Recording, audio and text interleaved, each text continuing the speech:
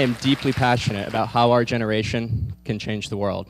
And I'm going to talk today about the connected age and how to use technology and public policy in our generation over the next 30 and 40 years to make a huge impact. First, I'm going to start with my grandma. Her name was Eva. She was born in 1904. And back in the day of 1904, the Earth's population was 1.7 billion people. Now, 108 years later, the Earth's population is 7.1 billion people. Pretty amazing. Now let's look at per capita income and let's look at life expectancy and how that's changed. When my grandmother was born, it was $2,000 per year on average.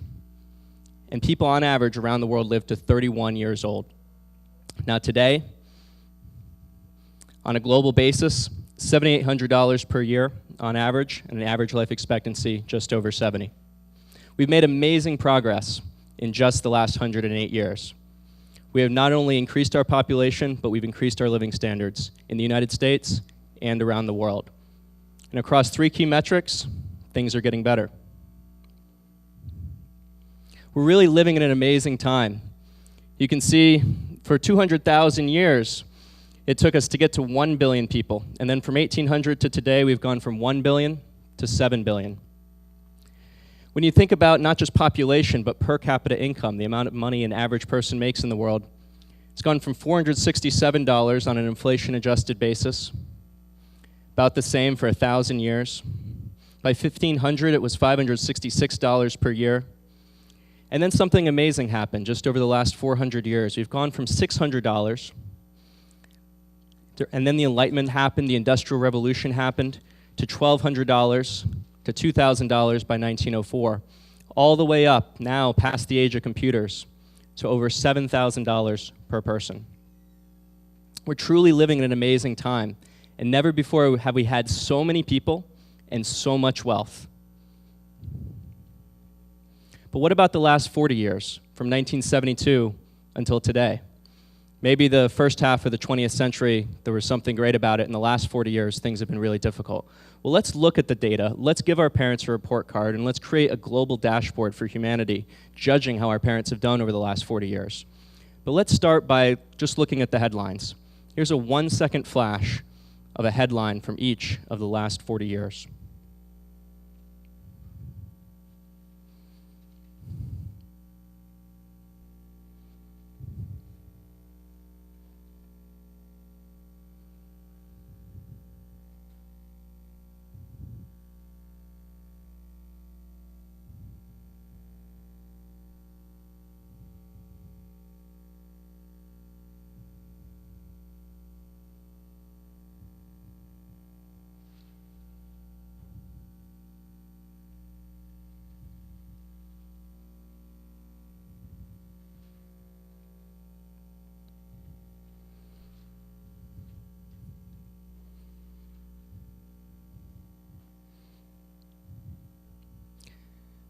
So much has happened in the last 40 years, during the time much of us in this room have been alive.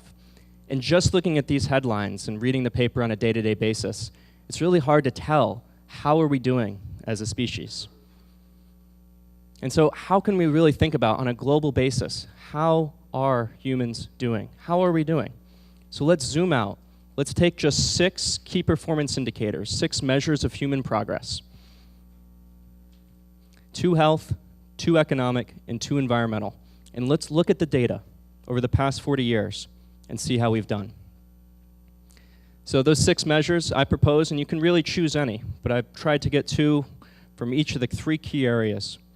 Life expectancy, infant mortality, the percentage of individuals that don't make it to their 5th birthday globally, per capita or per person income on average, the mean across the world, the percentage living in extreme poverty, which the World Bank defines today as under $1.25 per day. The amount of carbon dioxide emissions in the atmosphere, and the change in temperature from pre-industrial levels. Let's look at these 6 measures, and let's get a data point over the last 40 years. So we're going to bring on the graphs. So the first graph I want to show, life expectancy. It's gone from just under 60 in 1970 to 70 today. Life expectancy has improved 17% in one generation. Infant mortality has gone from 140 deaths per thousand, 14%, to 59 deaths per thousand, just under 6% in one generation. Per person income, this is 2,000 constant dollars, has gone from $3,400 to $6,100 by last year. And in today's dollars, that's about $7,800. It's increased 84% in one generation. But if the people at the top are making more than ever and there's more extreme poverty, then are we really making progress? So we have to look at extreme poverty levels as well. And in just one generation, our parents' generation, the percentage of people living under $1.25 per day, as defined by the World Bank, PPP adjusted and inflation adjusted, has declined from 52% of humanity to 19% of humanity. That is amazing progress in one generation, and yet 19% of people that still can't have clean water, basic sanitation, basic health care is 19% too many. But we're making progress. And I would argue that the last 40 years of human history are the greatest 40 years in all of human progress, except when you start looking at the two environmental measures. So when you look at carbon dioxide emissions, they've gone from 18 gigatons per year to over 38 gigatons in 2012, an increase of about 100% in the last 40 years. Now, I have no problem with fossil fuels. I have no problem with the Industrial Revolution and how we've been able to create a world in which we can have such high standards of living. But if we continue on this path, we won't be able to continue our standards of living for very much longer. And then you look at the carbon parts per million, carbon dioxide parts per million in the atmosphere. It's gone from 325 in 1970 to 394 today, an increase of 21%. And the science is really simple. The more carbon dioxide in the atmosphere, the more heat gets trapped in the atmosphere, and the more heat that is trapped in the atmosphere, the hotter it gets. And so then you have to look at what's happened to surface temperature compared to pre-industrial levels. So from a 1907 baseline, we're at 1.6 degrees Fahrenheit higher than we were in 1970, 1.8 over 1907. And so let's go ahead and give our parents a report card and see how they've done. We've made amazing progress in the last 40 years. Life expectancy, 17% higher. Infant mortality, 59% lower. Per person income, extreme poverty, 63% lower. I think we made progress, but we still have further to go, so I'll say a B there. But then when we look at carbon dioxide emissions and the increase in surface temperature, I feel like we're actually making negative progress there. And so I would say an F. And so the great challenge, and I would argue the great opportunity for the entrepreneurs and the people in Gen Y, the millennials, is to figure out how can we create a world in which everyone has access to basic human needs, global economic prosperity, in such a way that is environmentally sustainable. That, I think, is a great challenge.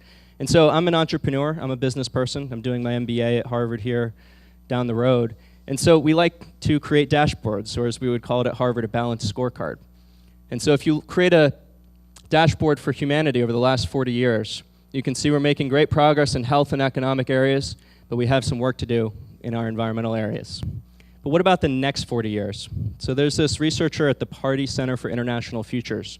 And he's actually, with his team, projected out 2012 to 2050. And when you graph these same 6 data points for these metrics across population, and then you get into life expectancy and the others, you see continued progress on the health metrics and the economic metrics. Life expectancy up to 77 by 2050. Honestly, as a tech entrepreneur, I think it'll be a lot higher than that over the next 50 years. You see infant mortality getting under 1%, 9.4 deaths out of 1,000. You see per capita income going from $7,800 today to $18,000. That's today's dollars. So if you make more than $7,800, an important thing to remember today that you are in the top 50% of humanity in terms of income. And you see extreme poverty as it's declined from 52% to 19%, approaching 0%, potentially actually getting to 0% under $1.25 per day over the next 40 years. But when you look at the same environmental measures, and these are assuming just business as usual, no public policy or no major technological innovations that enable us to curtail this, we go from 37 gigatons to 89 gigatons by 2050. So what does that happen in terms of parts per million? It's projected that that will take us from 394 to 559. 350 is the safe level. 550 is a level we never want to reach. And what does that mean in terms of temperature? While the models are not exact, the best models I've seen increase on a Fahrenheit basis 4.3 degrees. So unless we do something to continue our economic progress and our health progress while we reduce our emissions, this is the future we will see. So let's talk about technology. It's going to require smart public policy and smart technology to be able to curtail those emissions, to be able to create a sustainable world that is prosperous for everyone. These are 15 of the most important innovations I see coming in the next 40 years. And we've talked a lot about them today. Recombinant DNA, genetically modified algae biofuels. We got plutonium-238 batteries. This is actually what powered the Mars Curiosity rover. Took millions of miles across space and now is powering the rover. You get disease-detecting nanobots as nanotechnology affects the rest of our opportunities in science and tech. And you have DNA bots that can actually find the right tumor, find the right cancerous cells, and then when they find them, unravel to release chemotherapy. Some research at MIT by Dr. Jeffrey Grossman in the nanotechnology unit recently has brought us carbon nanotubes that can filter out the sodium molecules from salt water and give us energy-efficient, clean water from salt water. You might have heard of companies out in the West Coast and some locally doing individual genome sequencing to provide personalized healthcare. You might have heard about some researchers that have been able to turn on and off using fiber optic light. It's called a new field called optogenetics. In mice brains, their anxiety. So they actually have a lot of opportunities to make progress with MS and Parkinson's. You've probably seen self-driving cars that are in the labs at Google. You probably saw Watson beat Ken Jennings just a couple of years ago, and now is being trained to help medical researchers. You have 3D printing that now, when you need a fork or you need something extra, you can just print it instead of having to go to the store at a low cost. DARPA's coming out with these airplanes that can go from here to Sydney in 90 minutes in the upper atmosphere. And you may have seen Richard Branson's Virgin Galactic, that within 15 years, you'll be able to go out into space for less than $10,000, something that potentially could be achievable for many of us. Bionic eyes that actually implant small microchips in the back of the brain, back of the eye by the retina, connect into the optic nerve, and then can recreate light. And Google Glasses, where you can actually put over your field of vision on glasses. You can have a conference call and while you're looking over at the river. And then after the glasses, you'll probably have contact lens smartphones that use refractive mirrors to project right in front of your eyes. And then after contact lenses, you might actually integrate into the optic nerve itself using thought-controlled EEG interfaces like this from Emotive, be able to actually project in front of your field of vision through a microchip. And so Gen Y, people born after 1980, millennials, we will be leading the next 40 years in the connected age. But what is really unique about people my age, I'm 28 today, what's really unique about Gen Y? 6 things. We're deeply socially aware. We believe that all humans should have opportunity regardless of where they were born or the color of their skin. We understand the importance of an environmentally sustainable world.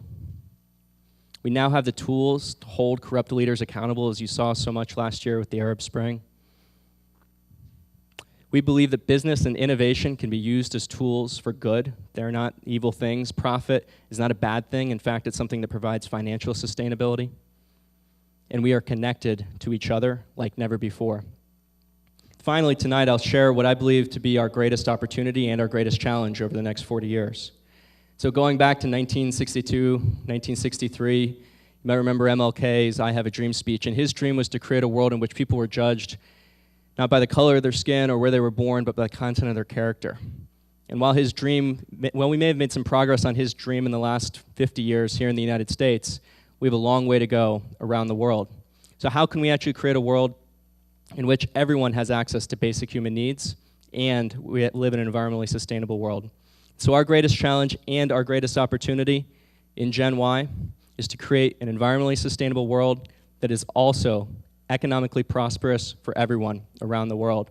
And I think that actually benefits us in the United States. The more economic prosperity there is around the world, the more secure we will be in the United States. And so remember, we're living in this amazing time where we've gone from 1 billion people to 7 billion people in the last 212 years, where the average standard of living has gone significantly up. Many people say as we get more humans, there'll be less for everyone.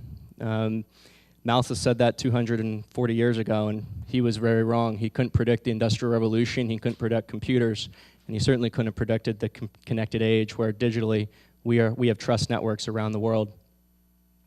So we're living in this amazing time where anything is possible.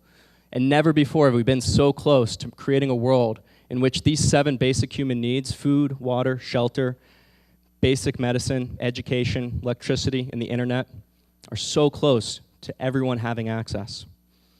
You have 24% without access to basic medicine, and then the internet at 69%, but that's one of the fastest growth curves right now. And so never before have we been so close, and I see a world in which everyone has access to food, water, shelter, education, medicine, electricity, and the internet, in which every single human has equal status and rights under internationally accepted and enforced law, and an environmentally sustainable world to live in. This is the world that we can create over the next 40 years, and we have everything we need to be able to make that happen. We're living in one of the most amazing times in the course of human history, and I'm excited to show our parents what we can do with you. So let's work together. Here's how to get in touch, and thank you very much for your time this afternoon.